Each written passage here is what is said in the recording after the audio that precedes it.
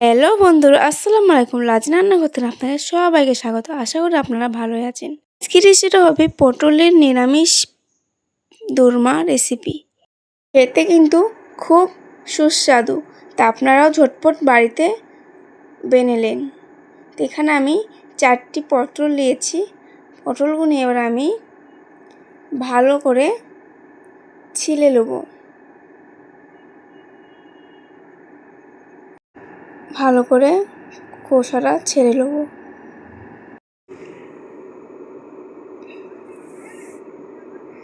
এবার আমি দুই দিকের মুখটা ভালো করে কেটে নেব।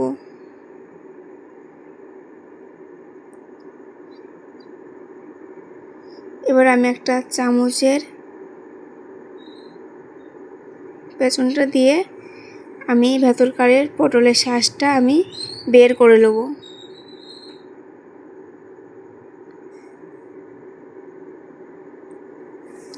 ভালো করে সব শাঁসগুলো আমি বের করে নেব।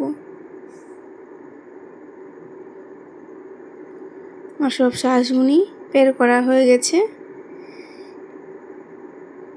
আমি এরকম করে সব মুখগুলি কেটে শাঁসগুলি বের করে নিয়েছি। এবার এই পটলটা আমি মিক্স করে নেব। আর মিক্স করা হয়ে গেলে এবার আমি এতে দিয়ে দেবো 5টা রসুন, আধখানা আদা, 5টা মতন শুকনো লঙ্কা, একটু জিরি, নিয়েছি বাদাম আর পেঁয়াজ কুচনো। এবার আমি নিয়ে মিক্স করে নেব। এবার আমি কড়াইতে গেলে তেল ঢেলে নেব।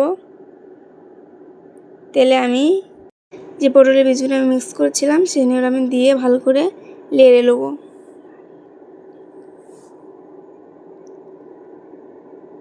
ভালো করে লাড়িয়ে নেব।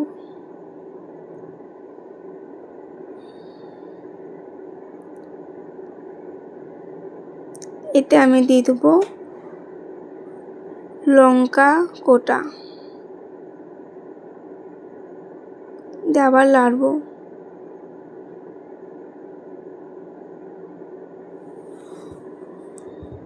ভালো করে কষাতে হবে। এবার আমি জিরি কোটা দিয়ে দেবো, আবার ভালো করে লাড়বো। আমি দিয়ে দেবো পনির। পনির দেওয়া হয়ে গেলে আমি সামান্য চিনি অ্যাড করে দেবো। এবার আমি ভালো করে কষিয়ে নেব। কষানো হয়ে গেলে এবার আমি তুলে নেব। কড়াইতে গেলে আমি দিয়ে দেবো তেল। আমি কটা চিংড়ি মাছ তেলে দেবো, তাতে দেব লবণ আর হলুদ দিয়ে ভালো করে লাল লাল করে ভেজে নেব।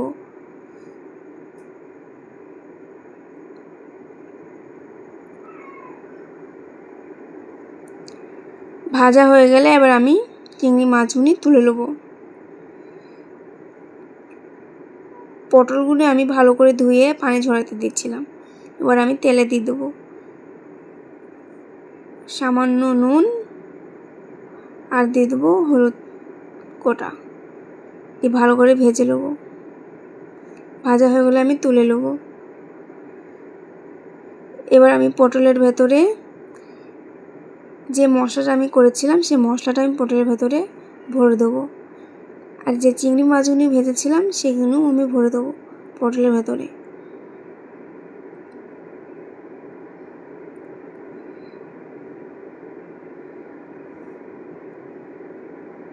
আমার পটলের ভেতরে ভরা কমপ্লিট হয়ে গেছে। এবার আমি কড়াই তাতে দেবো গ্যাসে। কড়াই তেতে গেলে আমি দিয়ে দেবো তেল। তেল দিতে গেলে আমি দিয়ে দেবো তেজপাতা আর কাঁচা জিরে আমি দিয়ে দেবো। একটু ভালো করে নেড়ে আমি যে মশলাটা মিক্স করেছিলাম সেই মশলাটা দিয়ে দেবো। একটু লাড়িয়ে নেবো। লাড়িয়ে হয়ে গেলে এবার আমি দিয়ে দেবো হলুদ কোটা, নুন আর ঝাল কোটা দিয়ে ভালো করে কষে নেব।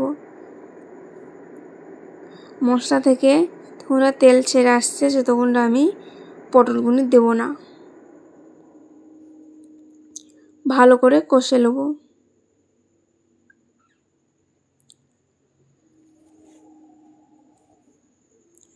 আমার কষানো হয়ে গেলে এবার আমি পটলগুলো দিয়ে দেবো।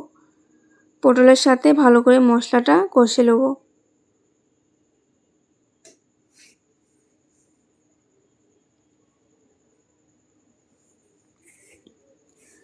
ভালো করে কষে নেব।